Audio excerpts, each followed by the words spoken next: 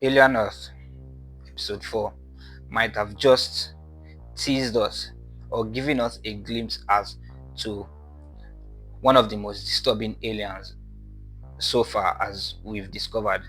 Okay, if you are watching this video, you know we're talking about T.Ocelllus. This alien is able to invade bodies and inhabit its hosts. It takes total control over whatever living organism it possesses, right? In this current episode, we'll find out that it is of high intelligence. For something that looks so small, it's just an eyeball, but it shows signs of intelligence, right? Why is it intelligent? How is it so intelligent? And can its intelligence help it gain dominance over the xenomorphs?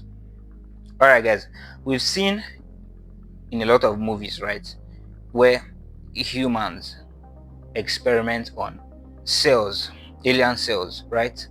Little creatures that look non threatening at first.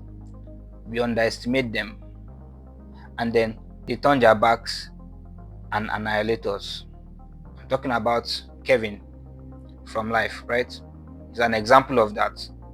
He's a non threatening alien cell, then evolves to be a monstrosity. Okay, that's very dangerous. We can't have that. I think that T.Ocelllus, right, is a very underestimated alien. For something to be able to crawl into your eye socket and take over motor functions of your entire body needs to be studied, alright? What advantages could he have if he had access to humans, right? Or if he's able to get access to xenomorphs? Can he get access to xenomorphs? That's a very interesting question. And if he got access to xenomorphs, could he be even more dangerous? This is a very this is a very interesting question. I wonder what destructive capabilities T.Ocelllus has. Okay, if by chance he inhabits a xenomorph, or rather, what kind of destructive capabilities could he have if he merged with humans? Right? How would he reproduce? Would he be like Starro, who infects through multiplying? Well, we're yet to see, his potential. For now, we know that he's quite intelligent, but we don't know how far his intelligence can take him. But we'll keep on speculating. On a separate side note, we have the characters for this episode. We've had some nice character development as well in this episode, right? Slightly, it's pissing me off. Okay, I know he's a child in a robot's body, but still, he's too easily manipulated, right? And I knew that Kush was too intelligent. He was too astute and observant to not notice that slightly was off. I mean, his behavior was all over the place. So was his emotions. Okay, he was unsteady throughout this entire episode, right? And when I saw that Kush knew that he had an implant in him and the cyborg was controlling him, yeah, that was good. I liked that, right? And I think that Kush is going to use Hermit as bait to lure the cyborg to the island.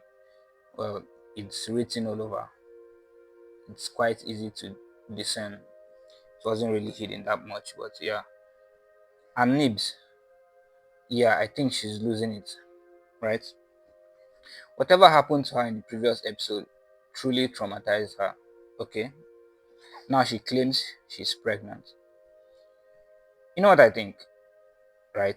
This is what I think. I think that this is you know, a misdirect as to what T.Ocelllus actually did to her.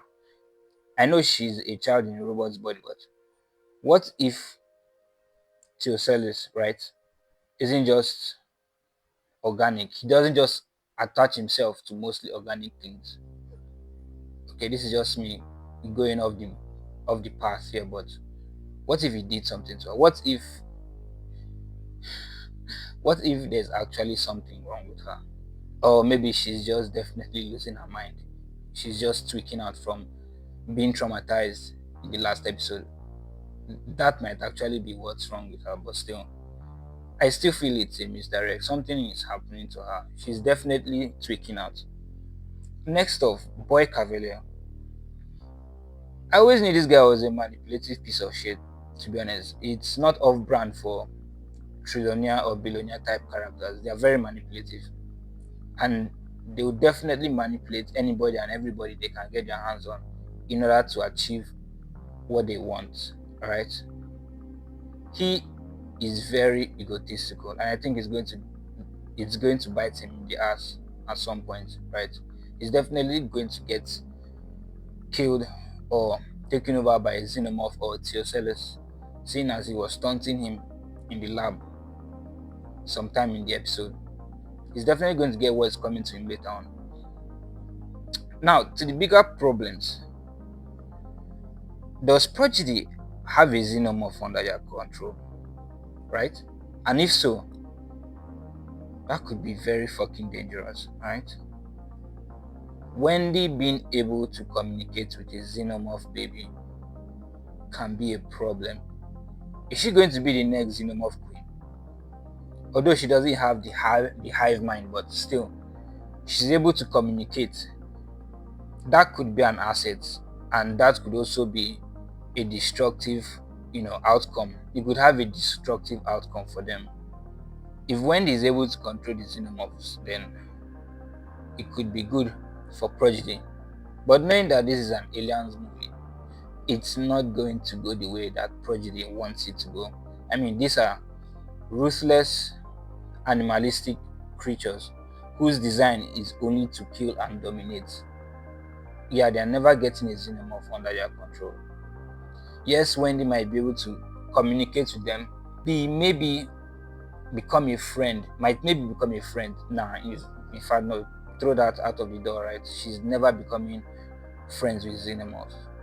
I think she's going to be torn apart by the end of this show, honestly. It's going to go downhill from now on. Okay, she can talk to them, but I don't think it's going to be as successful as Prodigy wants it, or as Wendy thinks she has some control over xenomorphs. They have instincts to kill, right?